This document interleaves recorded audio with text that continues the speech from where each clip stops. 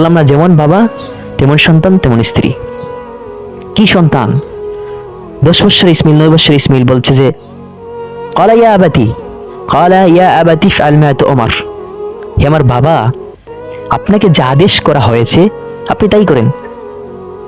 সাতাজিদুনি ইনশাআল্লাহু মিনাস সাবিরিন। একজন নবী যার ক্ষমতার অভাব নেই, শক্তির অভাব নেই, সম্মানের অভাব নেই, 86 বছর বয়স, হৃদয়টা ক্লান্ত, হৃদয়ের জন্য কি চায়, সবাই ঘুমন্ত অবস্থায় নিজুম রাত, সেজদায় পড়ে পড়ে কান্না করছেন, একটাই উচ্চারণ, রব্বি হাবলি মিনাস সালিহিন, রব্বি হাবলি মিনাস সালিহিন। আল্লাহ, আপনি আপনার পক্ষ থেকে নেক সন্তান দাও না, আমাকে নেক সন্তান দাও না। 86 বছর বয়স, সেজদায় পড়ে কান্না করছেন, আমাকে নেক সন্তান দাও। তিনি হযরত ইব্রাহিম আলাইহিস সালাম, যখন তিনি বিবাহ করেন, সারা আলাইহিস সালামকে বিবাহ করেন, সারা আলাইহিস সালামের এত সৌন্দর্য ছিল, মিশরের বাদশা, জালেম বাদশা তার সৌন্দর্যের কথা শুনতে পারে। আর পৃথিবীতে দুজন নারী সুন্দর ছিল, একজন সারা আলাইহিস সালাম, একজন হাওয়া আলাইহিস সালাম। আমাদের নারীদের মতো না, আমাদের নারীদের মতো অহংকারী সৌন্দর্য ছিল না তাদের। বাহ্যিক সৌন্দর্য চেয়ে ভিতর সৌন্দর্য তার বেশি ছিল, তাওয়াক্কুল ছিল বেশি, আল্লাহর প্রতি ঈমান তাদের মজবুত ছিল। অহংকার সুন্দর ছিল না আমাদের নারীদের মতো। যখন সারা আলাইহিস সালামকে ইব্রাহিম আলাইহিস সালাম মিশরে নিয়ে আসছেন, ওই বাদশা সারা আলাইহিস সালামের সৌন্দর্য দেখে, এত সৌন্দর্য ছিলেন সারা আলাইহিস সালাম, তার লোকের কাছ থেকে শুনেছে সারা আলাইহিস সালামের সৌন্দর্যের কথা, সে তাকে সামলাতে পারে নাই। সারা আলাইহিস সালামকে যখন ইব্রাহিম সালাম নিয়ে আসলেন, ওই জালেম বাদশার সামনে সারা আলাইহিস সালামকে নিয়ে যাওয়া হলো। সারা আলাইহিস সালামকে যখন সে ধরতে যাবে, হাত বাড়ালো, সারা আলাইহিস সালাম ততক্ষণিক আল্লাহ তাআলা কাছে দোয়া করলেন, আল্লাহ, তুমি ওই জালেম বাদশা থেকে আমাকে রক্ষা করো, হেফাজত করো। আল্লাহ তাআলা সারা আলাইহিস সালামের দোয়া কবুল করলেন। ওই জালেম বাদশা হাতটা অকেজো হয়ে গেল, সে মাটিতে পড়ে গেল। বারবার এরকম করছে, যে উঠার চেষ্টা করছে। আর আমাদের সমাজের নারীরা এখন কি জানেন, এমন হয়ে গেছে, একজন পুরুষ তাকে স্পর্শ করুক সে চায়। সাল্লাল্লাহু আলাইহি সাল্লামকে যখন সে ধরতে যাবে, আল্লাহ তাআলা কাছে দোয়া করেছিলেন সাল্লাল্লাহু আলাইহি সাল্লাম। আমাদের নারীরা এখন তার দেহটাকে নিজের ইচ্ছায় বিলিয়ে দিচ্ছে, নিজের ইচ্ছা ছেলেদের কাছে বিলিয়ে, সে চায় একজন ছেলে যেন তাকে স্পর্শ করুক, এমনটা চায় আমাদের নারীরা। আমাদের নারীরা হাজেরার মতো হতে পারবে না, সারার মতো হতে পারবে না। ঠিক আছে, সারা আলাইহিস সালামকে ধরতে পারলো না, সে বুঝে নিল, জালিম বাদশা বুঝে নিল সারা আলাইহিস সালাম সাধারণ কোনো নারী না, এটা আল্লাহ তাআলার প্রিয় বান্দি। তার কাছে আরেকজন নারী ছিল তেমনি ভাবে, তার নাম হাজেরা আলাইহিস সালাম। ইব্রাহিম আলাইহিস সালামের স্ত্রী সারা আলাইহিস সালামের সাথে দিয়ে দেয় তাকে। এর অনুমতিতে সারা আলাইহিস সালাম, এর অনুমতিতে হাজেরা আলাইহিস সালামকে বিবাহ করেন ইব্রাহিম আলাইহিস সালাম, যেহেতু সন্তান ছিল না, তার সন্তান হচ্ছিল না তাদের। বিবাহ করার পর দুজন স্ত্রী, দুজনেই বড় বড় রাজার মেয়ে, ঠিক আছে, সাধারণ কোনো মেয়ে ছিল না তারা। দুজনেরই ঈমান ছিল, আল্লাহ তাআলার কাছে প্রিয় ছিলেন তারা দুজনেই। কোনো সন্তান হচ্ছে না তাদের। 86 বছর বয়স, ইব্রাহিম আলাইহিস সালাম কান্না করছেন, রব্বি হাবলি মিনাস সালিহিন, আল্লাহ, আপনি আপনার পক্ষ থেকে নেক সন্তান দান করুন। আর কুরআনুল কারীমে আল্লাহ তাআলা এটা কেন বারবার আমাদেরকে স্মরণ করে দিচ্ছেন, মুহাম্মদ সাল্লাল্লাহু আলাইহি সাল্লামের উপর কেন এই কথাগুলো প্রেরণ করলেন? কেন জানেন? কুরআনুল কারীমে এই জন্য আল্লাহ তাআলা, আমার মনে হয় যে প্রেরণ করেছেন, শেষ জামানায় মুহাম্মদ রাসূলুল্লাহ সাল্লাল্লাহু আলাইহি সাল্লামের উম্মতের মধ্যে এমন এমন ঘটনা ঘটবে। আল্লাহ তাআলা আগে আমাদেরকে সতর্ক করে দিয়েছেন। 86 বছর হয়েছে তো কি হয়েছে, সন্তান চাইতে হলে আল্লাহ তাআলার কাছে চেয়ে নিতে হবে। ইব্রাহিম আলাইহিস সালাম 86 বছর পর্যন্ত চেয়েছেন। এখানে শিক্ষা যে আমাদের নারীরা শেষ জামানায় সন্তান না হলে তখন তার তাবিজ গ্রহণ করবে, মাজারে গিয়ে সন্তান চাইবে। আল্লাহ তাআলা শিক্ষা দিচ্ছেন, না, তাবিজ দিয়ে সন্তান আনা যায় না, মাজারে গিয়ে সন্তান পাওয়া যায় না। সন্তান পেতে হলে ইব্রাহিমের মতো ধৈর্যশীল হতে হবে, তাওয়াক্কুলকারিনী হতে হবে, তাওয়াক্কুলকারিনী হতে হবে। ঠিক আছে, ইব্রাহিম আলাইহিস সালাম ধৈর্য ধরে 86 বছর পর্যন্ত তিনি ধৈর্য ধরেছেন। কোনো তাবিজ গ্রহণ করেছেন ইব্রাহিম আলাইহিস সালাম? না। কোনো মাজারে গিয়ে মানত করেছেন যে আল্লাহ আপনি আমাকে সন্তান দেও? না। সেজদায় পড়ে পড়ে কান্না করেছেন, আপনার পক্ষ থেকে নেক সন্তান দাও আমাকে, রব্বি হাবলি মিনাস সালিহিন। নেক সন্তান চেয়ে নিয়েছেন ইব্রাহিম আলাইহিস সালাম। আর এমনই ভাবে যদি তাওয়াক্কুল করতে পারো, ইব্রাহিম আলাইহিস সালামের মতো ধৈর্য ধরতে পারো, আল্লাহ তাআলা তোমাদেরকে এমন এমন কিছু দিবে কল্পনার বাইরে। আল্লাযীনা ক্বালা লাহুমুন নাস, যখন তাদের থেকে একজন লোক এসে বলল,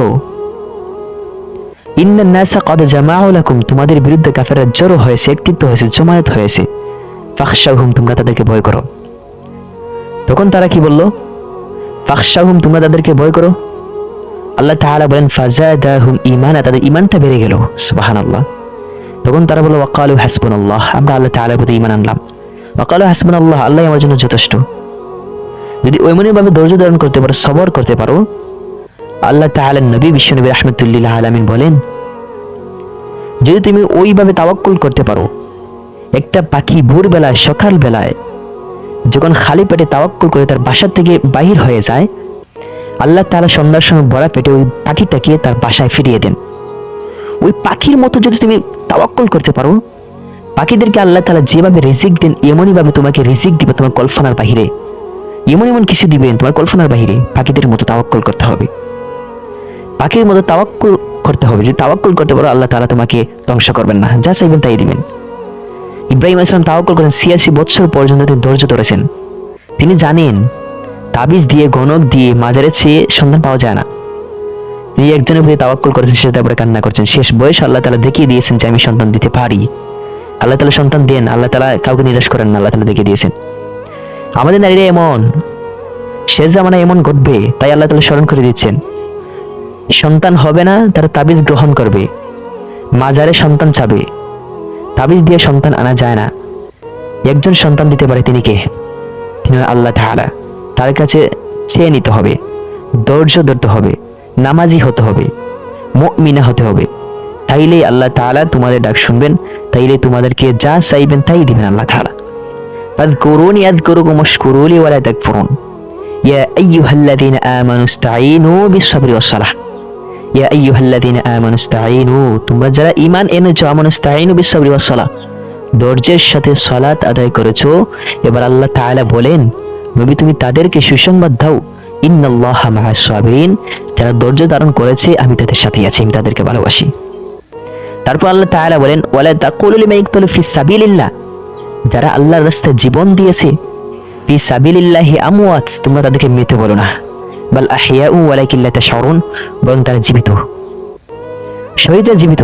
আল্লাহ তাআলা বলছেন যারা ইসলামকে রক্ষা করতে গিয়ে শহীদ হয়েছে, দেশটাকে রক্ষা করতে গিয়ে শহীদ হয়েছে, আল্লাহ তাআলা বলেন তোমরা তাদেরকে মৃত বলো না, বাল আহইয়াউ ওয়ালাকিন লা তাশউরুন, বরং তারা জীবিত, রিজিক প্রাপ্ত আল্লাহ তাআলার কাছে, তারা রিজিক পাচ্ছে। আর আল্লাহ তাআলা নবী বলেন যখন একজন শহীদ ইন্তেকাল করে, শহীদ হয়, তোমরা তাদেরকে মৃত বলো না, কারণ সে রিজিক প্রাপ্ত। ওই শহীদদের আত্মাটাকে আল্লাহ তাআলা একটা সবুজ পাখির মধ্যে প্রেরণ করেন। ওই পাখিটা জান্নাতের মধ্যে ঘুরতে থাকে। এক পর্যায়ে ঘুরতে ঘুরতে সে আবার জায়গায় চলে আসে। আল্লাহ তাআলা ডেকে বলেন তোমার কি আর কোনো কিছু চাওয়ার আছে? সে বলে না আল্লাহ, আর কোনো কিছু চাওয়ার নেই, আমাকে আবার পৃথিবীতে পাঠিয়ে দাও, আবার শহীদ হয়ে আসতে চাই। আল্লাহ তাআলা বুঝে ফেলেন না, তার আর কিছু চাওয়ার নেই। আল্লাহ তাআলা রিজিক দিচ্ছেন শহীদদেরকে। ইসলামের জন্য শহীদ হয়েছো, আর ইসলামের জন্য শহীদ হয়েছো, কোনো কাপুরুষের কিছু নয়, ইসলামের জন্য শহীদ হয়েছো, ঈমান নিয়ে শহীদ হয়েছো। আর লোক দেখানোর জন্য যে শহীদ হও, তাহলে সেদিন তোমার জন্য জাহান্নাম। লোক দেখানোর জন্য শহীদ হওয়া যাবে না। শহীদ হতে হবে আল্লাহ তাআলার জন্য, দ্বীনের জন্য শহীদ হতে হবে, ঈমানের আকাঙ্ক্ষা নিয়ে শহীদ হতে হবে, নাইলে সেদিন জান্নাতে যেতে পারবে না। শহীদ হয়ে সেদিন জাহান্নামে যাবে। লোক দেখানোর জন্য শহীদ হয়েছো, তাই কারণে। তখন আল্লাহ তাআলা বলেন ওয়ালা তাকুলু লিমান ইয়াকতুলু ফি সাবিলিল্লাহি আমওয়াত বাল আহইয়াউ ওয়ালাকিন লা তাশউরুন ওয়ালা নাবলুওয়ান্নাকুম বিশাইইন মিনাল খাউফি ওয়াল জু'i ওয়া নাকসিন মিনাল আমওয়ালি ওয়াল আনফুসি ওয়াস সামারাত ওয়া বাশশিরিস সাবিরিন। আল্লাহ তাআলা বলেন তোমরা যারা ঈমান এনেছো, তোমাদেরকে আমি ভয় দিয়ে, ক্ষুধা দিয়ে, ফসলের ধ্বংস দিয়ে আমি তোমাদেরকে পরীক্ষা করব। ওয়া বাশশিরিস সাবিরিন, আমি ধৈর্যশীলদের সাথেই আছি। সুবহানাল্লাহ। আল্লাহ তাআলা তোমাদেরকে পরীক্ষা করবেন। ঈমান এনেছো, পরীক্ষা করবেন। ইব্রাহিম আলাইহিস সালাম সবচেয়ে বেশি ইব্রাহিম আলাইহিস সালামকে আল্লাহ তাআলা পরীক্ষা করেছেন। কেমন করে ইব্রাহিম আলাইহিস সালামকে আল্লাহ তাআলা পরীক্ষা করেছেন? যখন ইব্রাহিম আলাইহিস সালাম, ছোট্ট ইব্রাহিম, তার বাবার বিরোধিতা করছেন, বাবা মূর্তির পূজা বাদ দিয়ে দাও, তোমার ক্ষতিও করতে পারে, উপকারও করতে পারে না, বাদ দিয়ে দাও। তখন সারা আলাইহিস সালাম তার সাথে, ইব্রাহিম সালাম দিনের দাওয়াত পৌঁছে দিচ্ছেন, মূর্তির বিরোধিতা করছেন। এক পর্যায়ে ইব্রাহিম আলাইহিস সালামকে ধরে নেওয়া হলো রাজ দরবারে, নমরুদের কাছে। সবচেয়ে জালেম হচ্ছে নমরুদ সে সময়ের। ওই জালেমের কাছে যখন নিয়ে যাওয়া হলো, ওই জালেম বলে যে আমি ছাড়া তোমার আর রব আছে আমি তো জানি না। ইব্রাহিম আলাইহিস সালাম বলেন, না তুমি তো আমার রব নয়, আমার রব তো তিনি, যিনি সূর্যটাকে পূর্ব দিক দিয়ে উদিত করেন, পশ্চিম দিক দিয়ে উদয় করেন। যদি তুমি রব দাবি করে থাকো তাহলে তোকে কাল থেকে পূর্ব দিকে সূর্য উদিত না করে পশ্চিম দিক দিয়ে উদিত করো। আল্লাহ তাআলা বলেন, কাফের হতভম্ব হয়ে গেল। তখন কাফের এই কথা বলার পরে হতভম্ব হয়ে গেল। সে আদেশ দিল লাকড়ি জোগাড় করার জন্য। লাকড়ি জোগাড় করার সবাই বড় একটা আগুনের কুণ্ডলী তৈরি করা হলো। ইব্রাহিম আলাইহিস সালামকে যখন কুণ্ডলীর মধ্যে রেখে ফেলা হবে, ইব্রাহিম আলাইহিস সালামকে জানতেন যে আল্লাহ তাআলা এখান থেকে তাকে রক্ষা করবেন, ওই কুণ্ডলীর আগুন থেকে তাকে রক্ষা করবেন। তার মানে তার কতটুকু ঈমান ছিল, তাদের কতটুকু ঈমান হলে আগুনে নিক্ষেপ করা হবে তিনি জানেন না যে আল্লাহ তাআলা তাকে হেল্প করবেন, সাহায্য করবেন। শুধু একজন এবারে তাওয়াক্কুল করে আছেন, ভরসা করে আছেন, তিনিই পারেন। ঈমান এনেছেন তো জীবন দিয়ে দিবেন, এটা পরোয়া করেন না। তিনি পরোয়া করছেন না আগুনে তাকে ফেলা হবে, জীবনটা চলে যাবে। কতটুকু ঈমানের পাওয়ার ছিল, শক্তি ছিল তাদের ঈমানটার। ঠিক আছে, এখন আমাদের কিন্তু বলা হয় যে তুমি ঈমান এনেছো, আমি তোমাকে হত্যা করে ফেলবো। একটু পরে বলবো যে আমি ঈমান আনি নাই, সে বাঁচতে চাইবে। আর তারা আল্লাহ তাআলা আদেশ আত্মসমর্পণ করে ফেলেন। আগুনে ফেলা হলো, 40 দিন আগুনে সেখানে থাকলেন ইব্রাহিম আলাইহিস সালাম। কত সুন্দরভাবে আল্লাহ তাআলা আগুনটাকে শীতল করে দিলেন। তখন জিব্রাইল আলাইহিস সালামকে আল্লাহ তাআলা পাঠিয়ে পরীক্ষা করেছিলেন, যাও জিব্রাইল যাও, তুমি আমার খলিল বন্ধুর কাছে যাও, দেখো কি চায়। তো জিব্রাইল আলাইহিস সালাম এসে বলেছিলেন, হে নবী ইব্রাহিম, আল্লাহ তাআলা বলেছেন যে যদি তুমি আদেশ দাও আমি আগুনটাকে জাফটে মেরে উড়িয়ে দিতে পারবো, তুমি আমাকে আদেশ দাও। ইব্রাহিম আলাইহিস সালাম বলেন, না হে জিব্রাইল, তুমি কোনো কিছু করা লাগবে না, আমি যার উপর ঈমান এনেছি তিনি আর দেখছেন, তিনি আমাকে সাহায্য করবেন, তোমার হেল্পের দরকার নেই। আল্লাহ তাআলা আগুনটাকে শীতল করে দিলেন। সুবহানাল্লাহ, কি না ঈমান ছিল তাদের। এইভাবে আল্লাহ তাআলা সবচেয়ে বেশি মুমিন বান্দাদেরকে পরীক্ষা করে থাকেন, নবীদেরকে পরীক্ষা দেন। আল্লাহ তাআলা বলেন, ইযা আসাবাতহুম মুসিবা, যখন মুমিন বান্দাদের সামনে কোনো পরীক্ষা চলে আসে, মুসিবাতুন ক্বালু, তখন তারা বলে ইন্না লিল্লাহি ওয়া ইন্না ইলাইহি রাজিউন, আমরা তারই জন্য তার কাছে ফিরে যেতে হবে, তারই জন্য আমরা তার কাছে ফিরে যেতে হবে। আর যাদের যত বেশি ঈমান তাদেরকে আল্লাহ তাআলা বেশি পরীক্ষা করবেন। ইব্রাহিম আলাইহিস সালাম সবচেয়ে বেশি পরীক্ষা দিয়েছেন, কঠিন পরীক্ষা দিয়েছেন ইব্রাহিম আলাইহিস সালাম। এবার ইব্রাহিম আলাইহিস সালাম শেষ বয়সে সন্তান চেয়ে নিলেন, তার নাম ইসমাইল। আল্লাহ তাআলা বলেন যে ফাবাশশারনাহু বিগুলামিন হালিম, ফাবাশশারনাহু বিগুলামিন হালিম। আল্লাহ তাআলা বলেন আমি সহনশীল একজন পুত্র সুসংবাদ দিলেন ইব্রাহিমকে। সুবহানাল্লাহ, ইব্রাহিম আলাইহিস সালাম সন্তান পেলেন শেষ বয়সে। এবার আল্লাহ তাআলা আবার পরীক্ষা করছেন, ইব্রাহিম আমি দেখতে চাই তুমি আমাকে বেশি ভালোবাসো না তোমার সন্তানকে বেশি ভালোবাসো। শুধু পরীক্ষা নিয়েছেন ইব্রাহিম আলাইহিস সালামকে আল্লাহ তাআলা। এবার আল্লাহ তাআলা বলেন তুমি তোমার সন্তানকে মরুভূমির মধ্যে রেখে আসো, উপত্যকা রেখে আসো, মরুভূমি গাছপালা ঘর বাড়ি কিছুই নেই, রেখে আসো। আল্লাহ তাআলা আদেশ, আত্মসমর্পণ করছেন আল্লাহ তাআলা আদেশের সামনে। ইব্রাহিম আলাইহিস সালাম কি করলেন, কোনো কথা না বলেই স্ত্রী হাজেরাকে এবং ইসমাইলকে নিয়ে চলে গেলেন মরুভূমির মধ্যে, কিছু খাবার পানি নিয়ে চলে গেলেন। এবার তার স্ত্রী জিজ্ঞাসা করেন, ইব্রাহিম তুমি আমাদের কোথায় নিয়ে যাচ্ছ, তুমি কোথায় নিয়ে যাচ্ছ আমাদেরকে? অনেকবার জিজ্ঞাসা করার পরে তখন তিনি বলেন, ইব্রাহিম তুমি কি আল্লাহ তাআলার আদেশে আমাদেরকে নিয়ে যাচ্ছ? আর যদি তাই হয় ইব্রাহিম, যদি আল্লাহ তাআলা আদেশে আমাদেরকে নিয়ে যাও, আল্লাহ তাআলা আমাদেরকে নিরাশ করবেন না।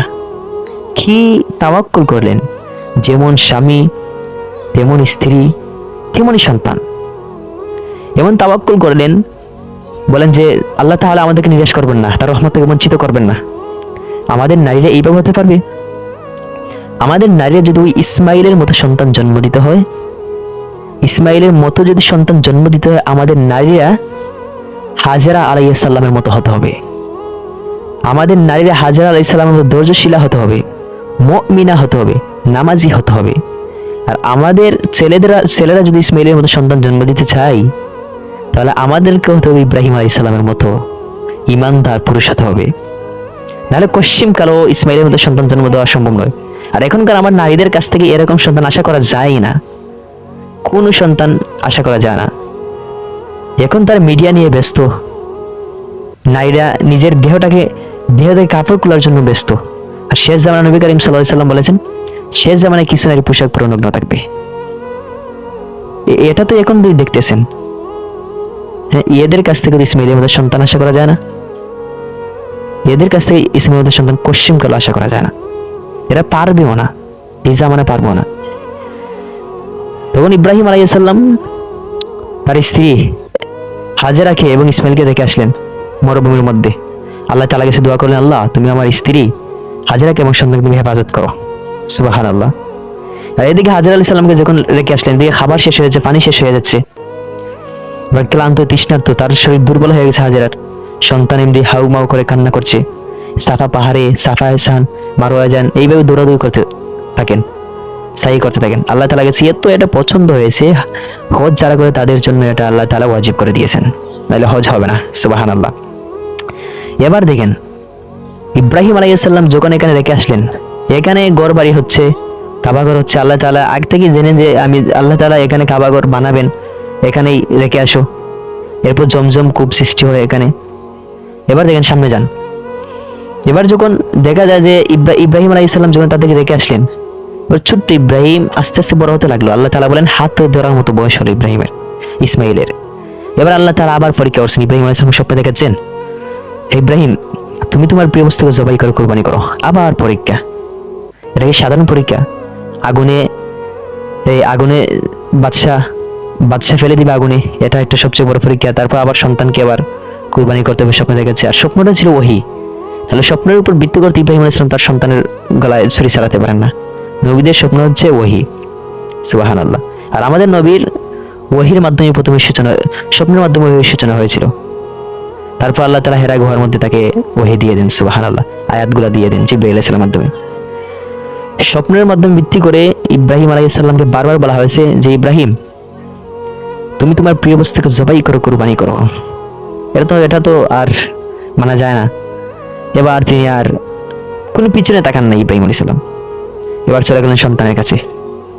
গিয়ে সন্তানের কাছে গিয়ে বলেন বিসমিল্লাহির রহমানির রহিম, ক্বালা ইয়া বুনাইয়া, ক্বালা তিনি বলেন ইয়া বুনাইয়া, হে আমার বৎস, ইন্নী আরা ফিল মানামি আন্নী আযবাউকা ফানজুর মাজা তারা।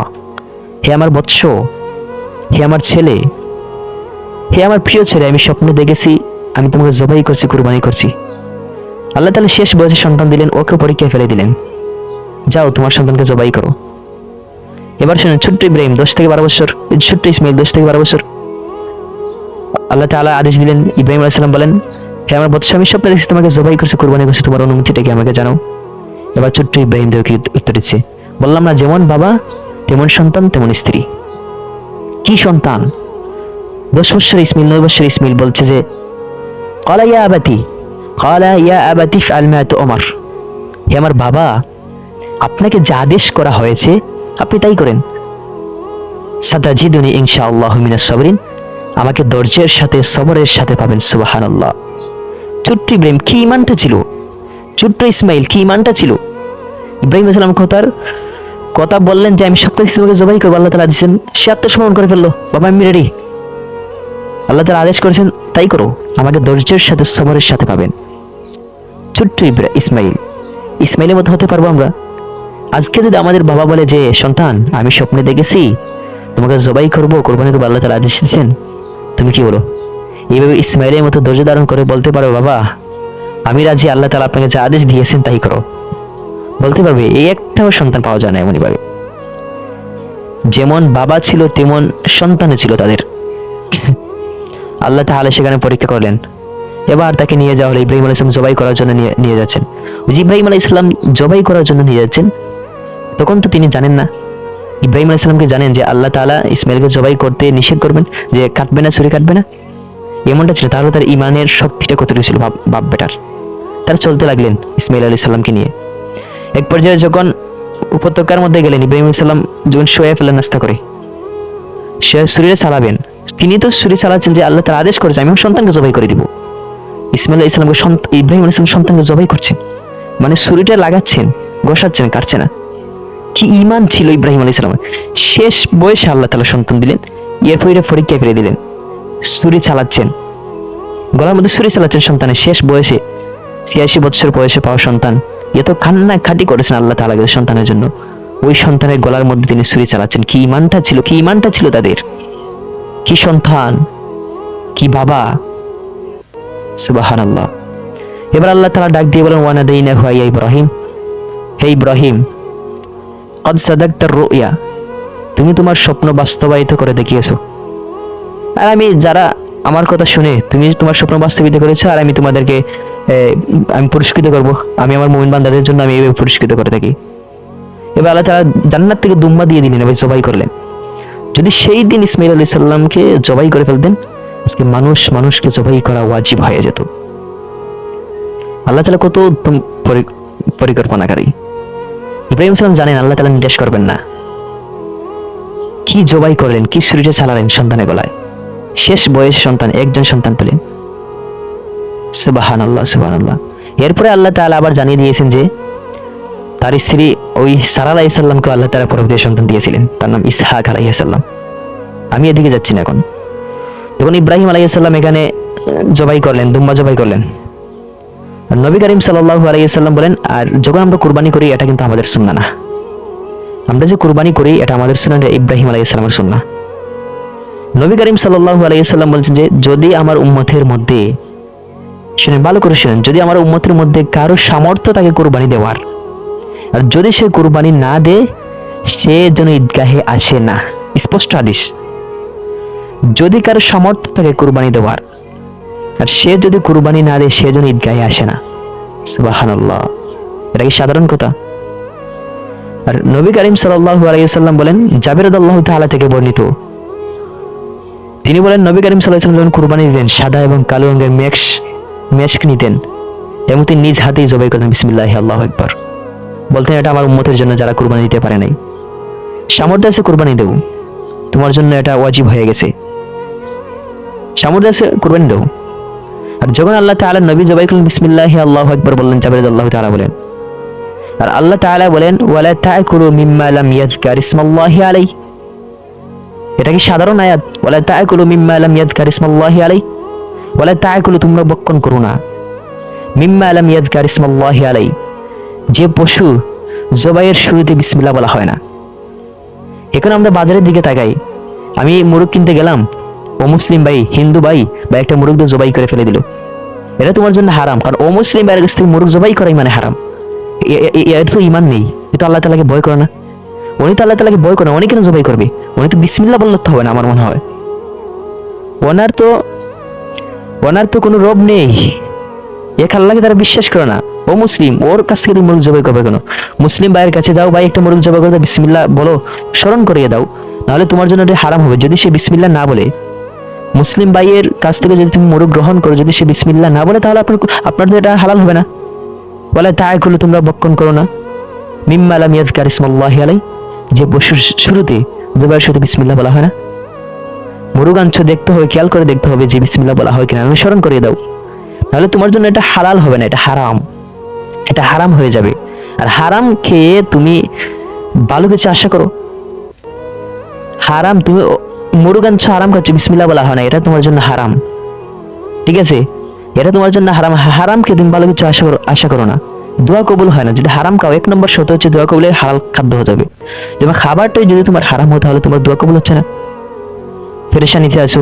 এত দোয়া করছি, আল্লাহ তাআলা কবুল করছেন না কেন? তুমি অবিরতি হারাম খাচ্ছ, কোনো না কোনো ভাবে তুমি হারাম করছো, তাহলে তোমার দোয়া কবুল হবে কি করে? ওই যে মুরগ, এটা তো আমাদের সমাজে বাই লেভেল, বা একটা মুরগদের জবাই করে ফেলে বিসমিল্লাহ বলা হয় না। আমি যতদিন মুরগ আনতে গেছি, আমি বারবার তাকে স্মরণ করে দিচ্ছি, ভাই বিসমিল্লাহ বলো, সে বলছি। এটা তো তোমার দেখার দায়িত্ব। তুমি আনছো, তুমি জবাই করবা, না হলে তাকে জবাই করে বিসমিল্লাহ বলতে হবে, এটা হালাল হবে না, বুঝতো? আর যখন তুমি কুরবানি দিবে, বিসমিল্লাহ অবশ্যই বলতে, বিসমিল্লাহি আল্লাহু আকবার, নাহলে আপনার কুরবানি হবে না। আর কুরবানি দিতে হবে সহি নিয়তে, নিয়ত সহি রাখতে হবে। আল্লাহ তাআলা নিয়তের উপর নির্ভর করেই তোমাকে সওয়াব দেন, নিয়তের উপর নির্ভর করে আল্লাহ তাআলা তোমাকে সওয়াব দেন, আর কিছুই না। যখন তোমার নিয়তটা সহি থাকবে, রক্ত জমিনে পড়ার সাথে সাথে আল্লাহ তাআলা তোমার কুরবানি কবুল করেন, আর পশুর লোম অনুযায়ী আল্লাহ তাআলা তোমাকে সওয়াব দিয়ে দেন। আর কুরবানির দিন, শুনেন, কুরবানির দিন নবী করিম সাল্লাল্লাহু আলাইহি ওয়াসাল্লাম বলেন, কুরবানির দিন সবচেয়ে প্রিয় আমল হচ্ছে আল্লাহ তাআলার নিকট কুরবানি করা। ওই দিন আর কোনো আল্লাহ তাআলা আর কোনো আমল নেই যে উত্তম কুরবানি ব্যতীত।